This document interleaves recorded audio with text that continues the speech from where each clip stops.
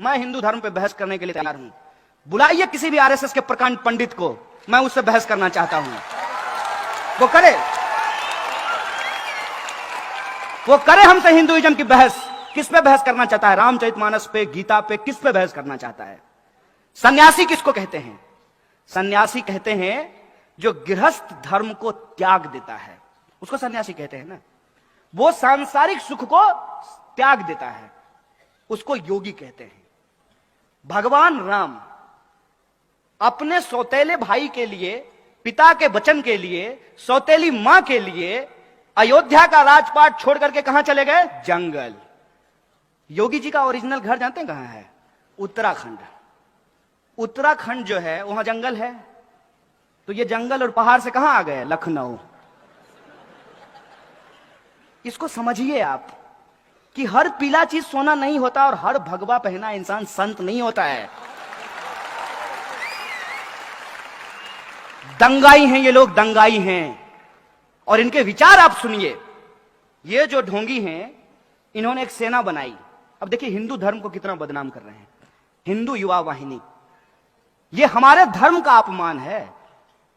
हमारे धर्म में तमाम तरह की व्यवस्था अपने आप की गई है। सबसे पहला बात, अरे जो जैसा करेगा वैसा भरेगा, ये मूल बात है। तो कोई अगर अत्याचारी है, पापी है, उसका सजा भगवान देंगे। तुमको टेंडर कब मिला बे? कब बोले राम जी? बताओ हमको, कौन सा तुमको फैक्स आया है कि हमको बड़ा तकलीफ हो रहा है, हमारा घर बना दो? तुम राम का घर बनाओगे? हैं? अपना उपाय नहीं, अपनी कुर्सी के लिए, अपनी राजनीति चमकाने के लिए, अपने गली चौक चौराहों पे बांह फैला के घूमने के लिए तुम हमारे भगवा रंग का बदनाम कर रहे हो। तुम हमारे राम का अपमान कर रहे हो। क्या होता है भगवा रंग? भगवा रंग इस देश में वीरता का प्रतीक है, कायरता का प्रतीक नहीं है। भगवा रंग इस देश में लोगों को बचाने का प्रतीक है, लोगों को मारने का प्रतीक नहीं है। भगवा रंग इस देश में साहू जी महाराज का रंग है, छत्रपति शिवाजी महाराज का रंग है, तुकाराम का, संत तुकाराम का रंग है। और तो और यहां कुछ बौद्ध भिक्षु बैठे हुए हैं। बौद्ध भिक्षुओं का छीवर का रंग भगवा होता है, जो शांति और अहिंसा की बात करते हैं। किसको बेवकूफ बना रहे हो? राम के नाम पर अपनी कुर्सी और अपना दुकान चला रहे हो। एक बात हमको बताइए, ये रामचरितमानस की बात करते हैं। मैं रामचरितमानस पढ़ा हूं। रामचरितमानस में 1 दर्जन से ज्यादा शब्द उर्दू के हैं। गरीब नवाज शब्द रामचरितमानस में लिखा हुआ है। और उर्दू जो है वो हिंदुस्तान की भाषा है, वो अरब की भाषा नहीं है। हिंदुस्तान में ही उर्दू बोली जाती है। रामचरितमानस जो है उसमें एक पंक्ति लिखी हुई है तुलसीदास की। हालांकि तुलसीदास ने कुछ गलत बात भी लिखा है, जिसका हम खुले तौर पे जो है समर्थन नहीं करते हैं, विरोध करते हैं उसका। रामचरितमानस में लिखा है, रावण रथी विरथी रघुवीरा। रावण रथ पर है और भगवान श्री राम पैदल चल रहे हैं। अभी बंगाल के हाई कोर्ट से रथ यात्रा निकालने का परमिशन किसको मिला है? राम जी को कि रावण जी को? तो सोचिए ना, अपने तर्क का इस्तेमाल कीजिए ना। और मैं गलत हूं तो मुझे बताइए, मैं अपने आप को ठीक कर लूंगा। मैं प्रधानमंत्री थोड़ी हूं कि कुछ बोलने के चलते आपको जेल में डलवा दूंगा। आपको सुन करके आश्चर्य होगा, मोदी जी एक बार एक राज्य के दौरे पे गए। एक डीएम जो है वो चश्मा लगा करके उनके सामने खड़ा था। भूल गए होंगे आप लोग, अरे रोज नई नई घटना घटती है, कितना याद रखेंगे। चश्मा लगा करके खड़ा था छत्तीसगढ़ में। उस डीएम को सस्पेंड कर दिया गया। बिग बॉस के सामने तुम चश्मा लगा लोगे? अब आप सोच के देखिए। आप नौजवान हैं, आप यूपीएससी करना चाहते हैं, आप महाराष्ट्र पीसीएस का एग्जाम पास करना चाहते हैं, और ऐसा आदमी जो अभी तक अपना डिग्री नहीं दिखाया है, उसके सामने आप चश्मा लगा लें तो आपको नौकरी से निकाल दिया जाएगा। आप ऐसा भारत चाहते हैं क्या? हमने ऐसे भारत की कल्पना की थी क्या? लोगों ने 2014 में मोदी जी को इसी बात के लिए वोट दे दिया था। 2014 में मोदी जी को वोट विकास के लिए दिया गया, अच्छे दिन के लिए दिया गया, करप्शन पर कार्रवाई करने के लिए दिया गया, महंगाई को कम करने के लिए दिया गया, किसानों की आत्महत्या को रोकने के लिए दिया गया। कौन सा एक काम है जो सरकार ने किया हो और हम लोग उसको स्वीकार नहीं कर रहे हो? आप ही हमको बता दीजिए। क्या इस देश में किसानों की आत्महत्या रुक गई? और क्या किया गया किसानों के लिए? कोई स्टेप भी अगर लिया गया होता तो हम मान लिए होते। जो योजना को ये गला फाड़ फाड़ करके बताते हैं उज्ज्वला योजना, उसकी हकीकत क्या है? हकीकत यह है कि जो लोग गैस सिलेंडर लिए हैं उस योजना के तहत दोबारा उसको भरवा नहीं पा रहे हैं, उसका रिफिल नहीं करवा पा रहे हैं। 400 का सिलेंडर 1100 में मिलने लगेगा तो आप कहां से भरवाएंगे? आप हमको बता दीजिए तो। इस देश के कितने परिवार हैं जो 1100 का गैस सिलेंडर भरवा सकते हैं? और सामने से आदमी जिसको आप प्रधानमंत्री कहते हैं, वो सामने से झूठ बोल रहा है और आपको कह रहा है कि पकौड़ा बेचना रोजगार है। आप लिखिए, my views are not political, apolitical. ये सवाल समझ में नहीं आएगा। इनको 1 मिनट के लिए छोड़िए। आप अपने दिल पे हाथ रख करके हमको बताइए कि आपका अच्छा दिन आ गया, तब आप कैसे कहते हैं कि मोदी जी बढ़िया आदमी है? और जब हम मोदी जी पे सवाल पूछते हैं तो कहते हैं कि मोदी जी का विरोध करने के अलावा आपके पास कोई काम नहीं है। हम बोले हम इतना निकम्मा है कि एक निकम्मा प्रधानमंत्री का विरोध करने का अपने आप का अपना काम समझे हम? ये हमारा काम नहीं है और ना मैं ये काम कर रहा हूं। हम लोगों को एक बात समझनी होगी कि हमारे इर्द गिर्द जो चीजें हो रही हैं वो अपने आप नहीं हो रहा है, उसके पीछे एक कारण है।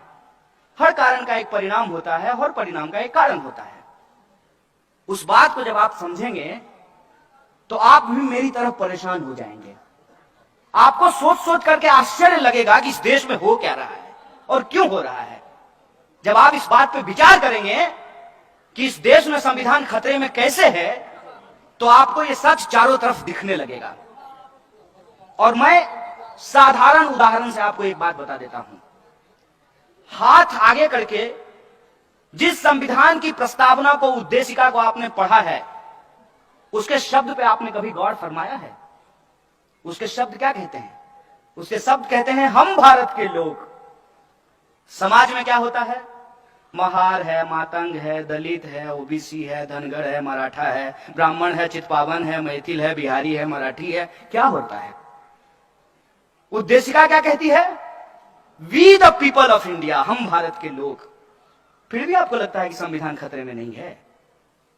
और संविधान की उसी प्रस्तावना के मूल्य क्या हैं कि आप चाहे हिंदू हो या मुसलमान हो, सिख हो या ईसाई हो, बुद्धिस्ट हो या जैनी हो, या आप किसी धर्म को नहीं मानते हो, लेकिन आपका अधिकार किसी और दूसरे भारतीय के अधिकार के बराबर है। यह आपको आपका संविधान अधिकार देता है। महिला हो कि पुरुष हो, काला है कि गोरा हो, मोटा हो कि पतला हो, हमारा वोट बराबर है। यह अधिकार आपको आपका संविधान देता है। और पिछले सालों में इस देश में क्या हुआ है उस पर गौर फरमाना जरूरी है। जिस उत्तर प्रदेश का हम लोग अभी जिक्र कर रहे हैं, जिस उत्तर प्रदेश के मुख्यमंत्री हैं अजय सिंह बिष्ट, यही है ना? कहते क्या है अपने आप को? तो जो अपना नाम बदल लिया हो उसको शहर का नाम बदलने में मजा आएगा कि नहीं आएगा? बहुत स्वाभाविक बात है। जिसको अपने ही नाम पे भरोसा नहीं है उसको फिरोजाबाद, फैजाबाद, उस पर क्या भरोसा रहेगा? जिस दिन उन्होंने जात के नाम पे आपकी वोट खरीदी थी, उस दिन ही उन्होंने संविधान और लोकतंत्र का सौदा कर लिया था। और आज मैं आपको एक सच बताता हूं। संविधान आपको अधिकार देता है ना कि इस देश का कोई भी नागरिक चुनाव लड़ सकता है। संविधान आपको यह अधिकार देता है ना कि अंबानी के बेटा का वोट और एक जूता सिलने वाले इंसान के बेटे का वोट बराबर होगा। यह संविधान आपको हक देता है कि नहीं देता है? क्या एक जूता सिलने वाला का बेटा चुनाव लड़ सकता है? वार्ड पार्षदी का चुनाव लड़ करके दिखा दीजिए हमको।